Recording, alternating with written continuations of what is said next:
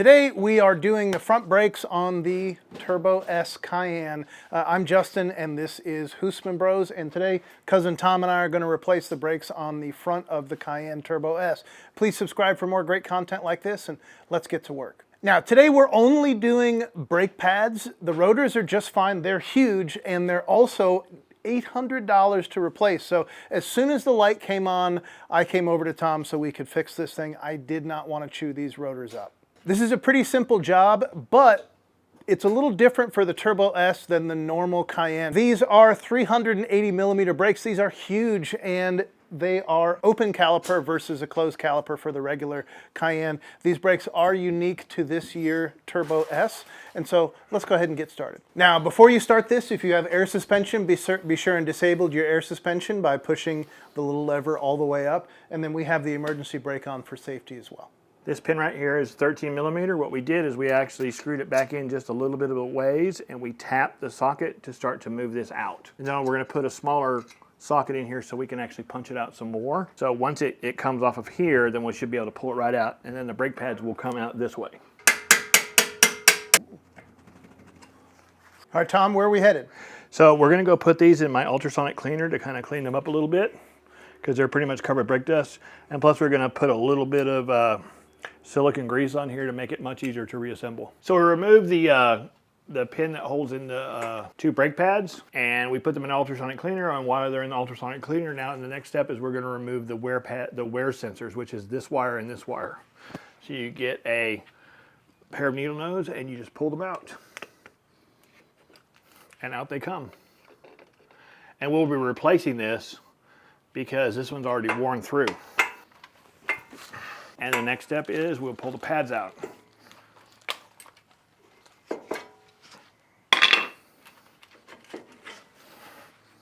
And out come the pads. We have these 3 pistons here that we're going to have to compress, and these 3 pistons here. So this is a 6-piston caliper. So what we're going to do is we're going to use this brake pad spreader, and we're going to put it between the 2 ears of the brake pads and spread them so that it actually pushes the calipers inward, so we can actually install the new pads, which are much thicker than the old pads. When you're doing this, to open the brake fluid reservoir under the hood, so any excess fluid can run out and it doesn't create back pressure in the system. It's also good to have, if you have just filled your brake fluid to the top, use a turkey baster to remove an ounce or 2 of brake fluid, so it has room to grow.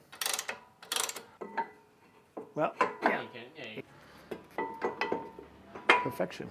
All right, so the next step we're going to do while we're finishing cleaning up the brake hardware is we're going to remove the wear sensor. We've removed it as we showed before. We're going to unclip it here. Off it comes. And then you got to get this clip apart. And you take the new one and you install it just like this. Be very careful with this. It's quite delicate, because you can easily pull a wire in half and destroy the sensor. Now we just install these, and they actually go in the little grooves on the sensor.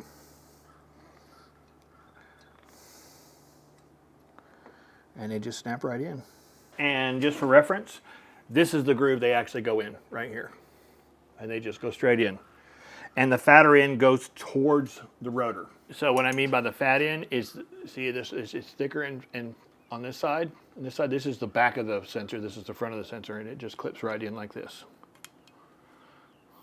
And then it will wear away this plastic once it starts to get down to that. And then when it gets down far enough, it'll actually wear the plastic away where the wire is exposed. Just like this one right here, the wire is exposed. And once that wire is exposed, and actually it breaks the circuit, which turns on brake pad light. I like to use a little bit of silicone grease. And my favorite brand is Super Lube. And what we did is we put a little bit on here so this will actually go in much easier. It also cuts down a little bit on brake squeal, because it gives this a little bit of lubrication. Okay. And this is high temp grease. Super Lube, if you're watching, we'll take a sponsorship just for the t-shirt. And this is a 13 millimeter wrench to put this back on.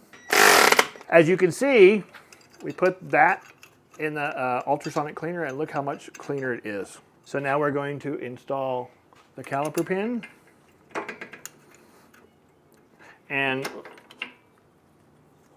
We put high temperature silicone grease in here to get this in here much better, and now it just pops in, and you got to make sure that this has actually got grooves in it, so the grooves should actually be flat. Caliper pin bolt in, and it's a 13mm socket, and it needs to be tight enough just so it holds. And then you actually route this brake sensor wire right here under this clip so it doesn't get in with the brakes. And now this side is done. As we didn't open up the brake lines, there's no need to bleed the brakes. And yeah, we didn't replace the rotors, so all we did was the pads. So if you open the brake system, you would have to bleed them. But as we didn't open the brake system, bleeding is not necessary. So you can see the difference here in the thickness of the new pad versus the old pad. In fact, it's almost worn out. The dividing line here, you can see how deep those are and how much that's gone. So it was high time to do these brakes even before the sensor went off. Okay, so we've got the wheel back on, and Tom is going to torque it to factory specs now, which is 100 pounds. So now that I've got my brakes installed, time to go get my pad seated in. So I'm going to stop really slowly for the first 25 miles or so, and then after about 100 miles, I'm going to slam the brakes on a couple times just to make sure it's seated. Make sure you do the same sort of thing. I'm sure there's a video telling you how to do that out there. In the meantime, I'm Justin, and thank you so much for watching.